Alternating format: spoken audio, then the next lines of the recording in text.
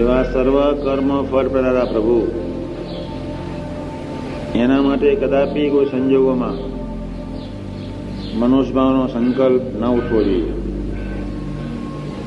હવે એક વાત એ આવે છે કે પ્રભુને પુરુષ જેવા ક્યારેય જાણ્યા કહેવાય.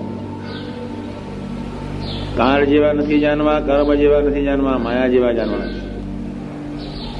જે તત્વોને પ્રભુ ગ્રહણ કરે તત્વો નિર્ગુણ છે, દિવ્ય છે.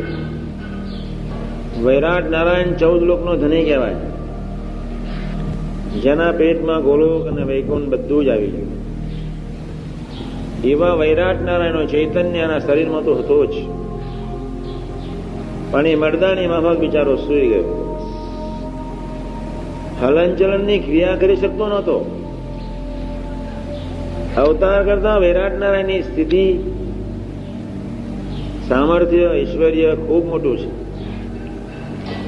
ચારેય નિર્ગુણ મૂર્તિ અને 6 સગુણ મૂર્તિ એ વૈરાટ નારાયણને આધીન છે.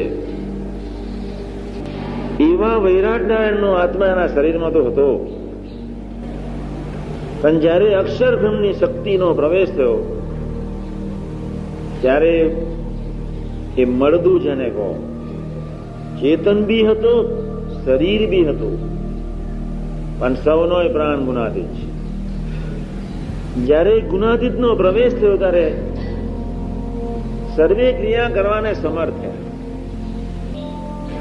અને એથી પરના આનંદ ગનું એ ધામ, અક્ષરધામ, એમાં વિરાજમાન મહારાજ સહજાનંદ એ પૃથ્વી પર જયારે પોતે સ્વયં સ્વરૂપે અથવા સંત સ્વરૂપે જયારે વિચરણ કરતા હોય ત્યારે એવા પુરુષને વિશે સંકલ્પ ઉઠે માયિક ભાવનો, એ કોક આપણી વૃત્તિ, કોક રાગ, કોક માનને લઈને છે. આપણે વ્યવહારિયા હોઈએ એટલે તમને મોટા પુરુષ વ્યવહારિયા લાગે. આપણામાં એવો સ્વભાવ હોય એટલે મોટા પુરુષમાં સ્વભાવ દેખાવાનો.